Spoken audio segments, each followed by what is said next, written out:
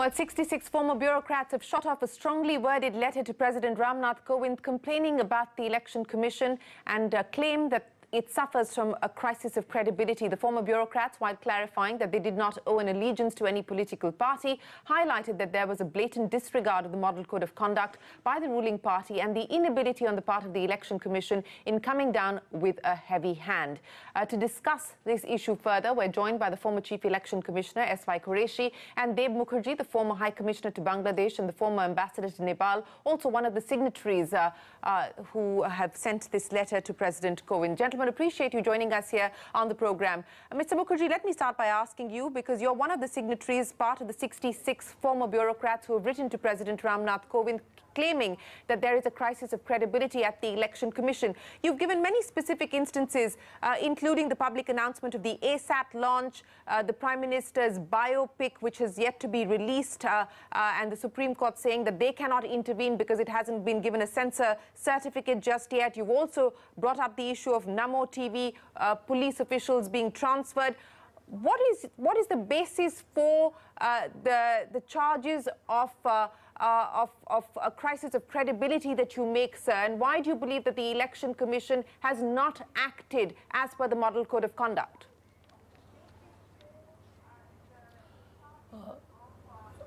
Firstly, let me say that we are facing... Firstly, let me say that we are about to have the most contested, the most bitterly contested elections in India. And I think it is extremely important at this time for the Election Commission, the Chief Election Commissioner, for them to be above any controversy or doubt. Their actions have to be transparent and in keeping with all the provisions, the codes of conduct that are available. You referred to the Model Code of Conduct. The reality is, of course, as my colleague Mr. Quraishi would know all there is to know about this, that it is not something which is legally enforceable. At the same time, it is possible, it is imperative for the Election Commission, for the Chief Election Commissioner, to assert themselves so that their advice is heeded by others. Let us take the instance of the Chief Minister of Uttar Pradesh appropriating the Indian Army for the great leader.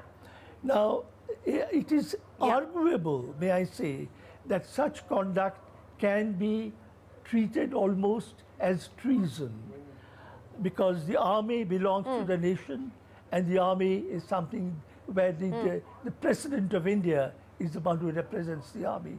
And yet what we have seen from the Election Commission has been a fairly muted reaction to this. The same goes for ASAT, where the Election Commission has cleared Prime Minister for his address on the occasion. It hardly needs to be said that on an occasion like this, with the nation, when this particular action was not in the context of any great threat facing the nation, that this something which, if it all had to take place, had to be declared by the DRDO and not the Prime Minister of India.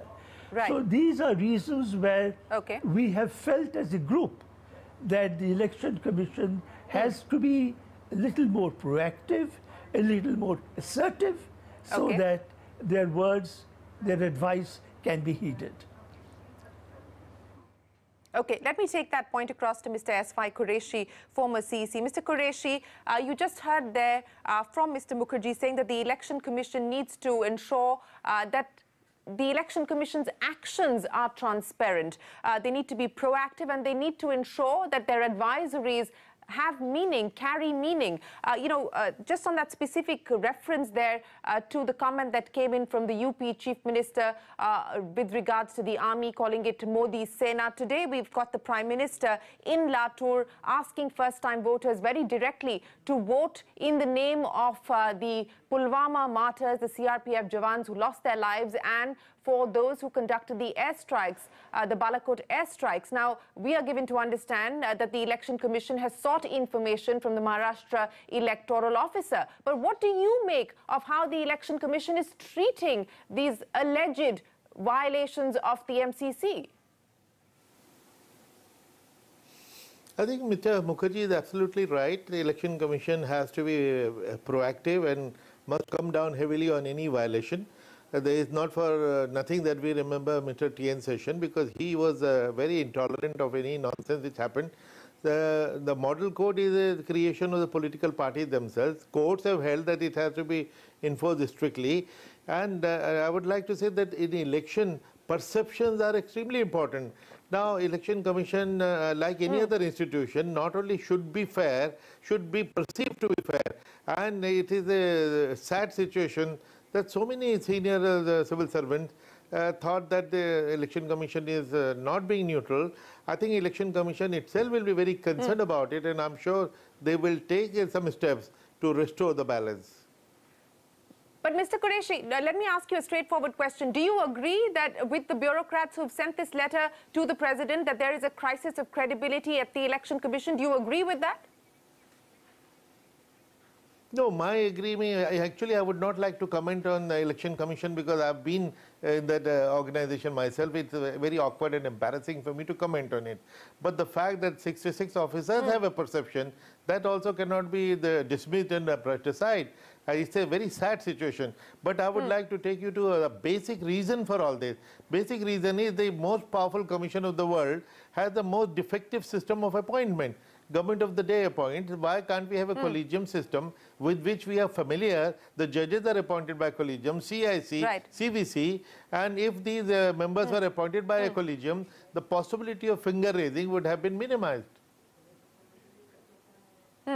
Okay, so you're saying that we have a defective system of appointing people to the Election Commission to start with, and perhaps that is a larger debate that we need to have. But Mr. Mukherjee, let me come back to you.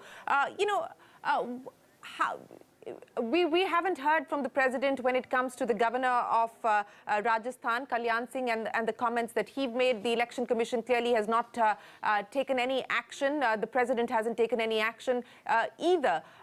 We continue to see statements and comments being made not just by the ruling party but by other parties invoking religion, caste, etc. What hope do you have, with this letter that you've written, Mr. Mukherjee, of being able to achieve any change?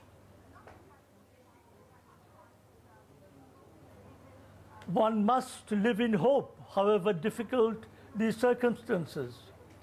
The fact is that as a group, we came together in June 2017 when things looked very bleak indeed.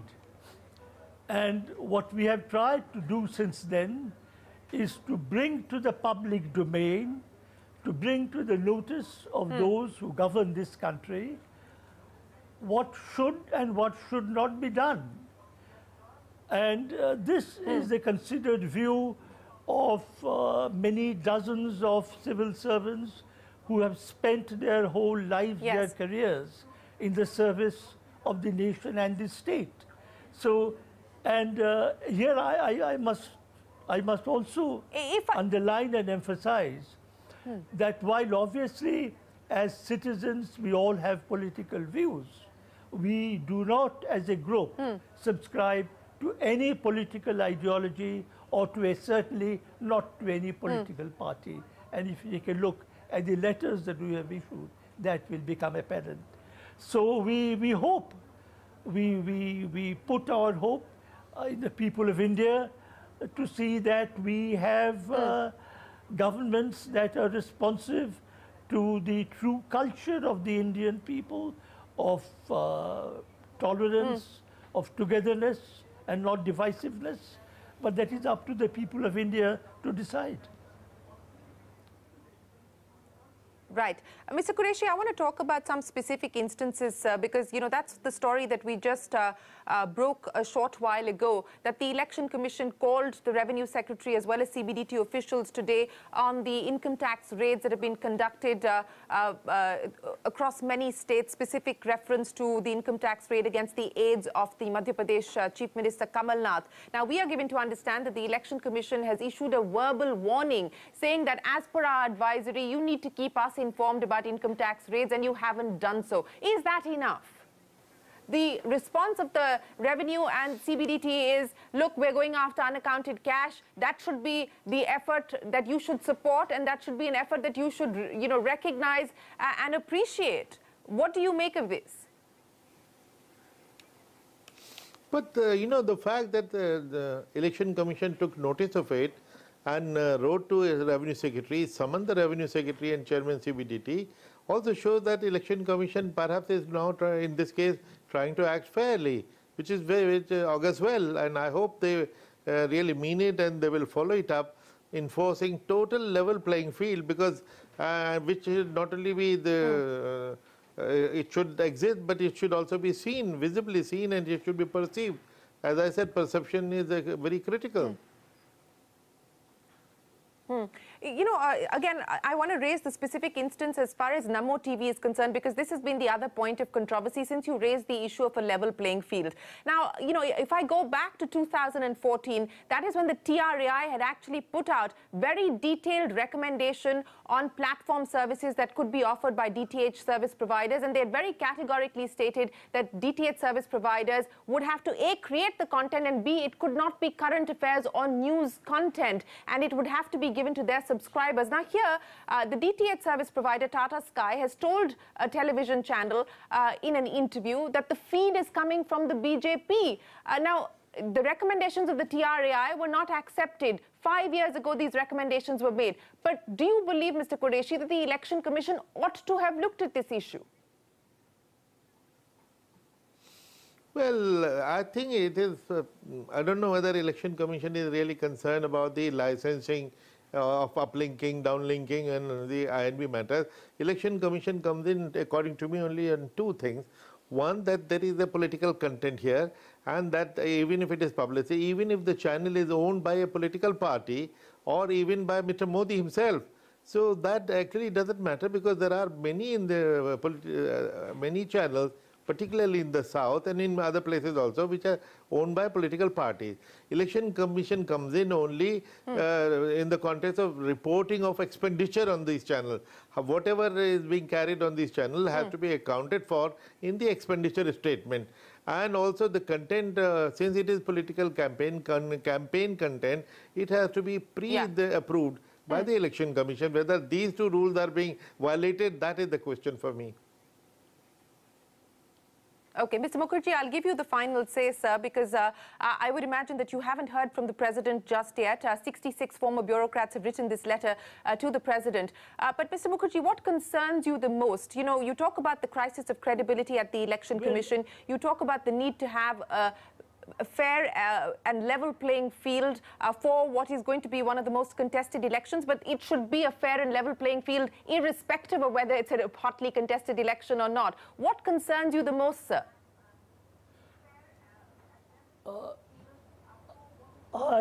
What concerns me the most is the divisiveness that is being promoted in politics today. And here I would like to refer not just to what is available to the Election Commission, but to the laws of India.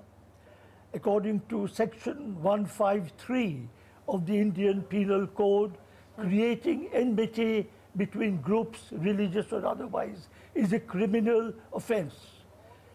According to Section 123 of the Representation of the People's Act, it is also a criminal offense if enmity is promoted, for which you can be sent to prison for up to 3 months. There is also something I should like to submit to the Election Commission today, that according to the laws that govern them, they have to ensure that there is equal opportunity equal exposure to airtime. I don't need to tell you how far we are from that objective today. So let us try, even at this late stage, to create a level playing field.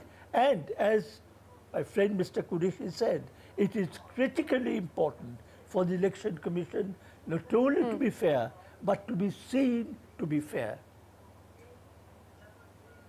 Mr. Mukherjee, a quick final question to you, sir. While the instances that you've written to the President about have to do with the ruling party, there are instances, sir, for instance, the BSP Supremo Mayawati also using religion as an attempt to woo the voter. Would it not have been accurate then to have raised issues with respect to other political parties as well?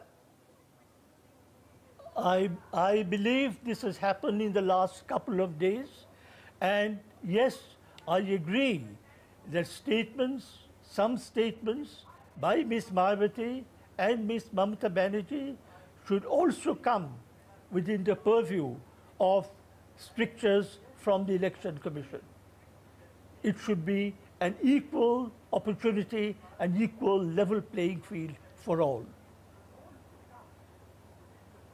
Well, we will have to leave it there. We do hope that it will be an election that, going forward, we see that it will be an equal opportunity election, and that the Election Commission does come down with a heavy hand on those who violate the Model Code of Conduct. As has been clearly pointed out, it's hard, it's not legally enforceable, but the Election Commission should see that its actions are being carried out transparently. Mr. Mukherjee and Mr. Quraishi, appreciate you joining us here on CNBC TV 18 with your thoughts this evening.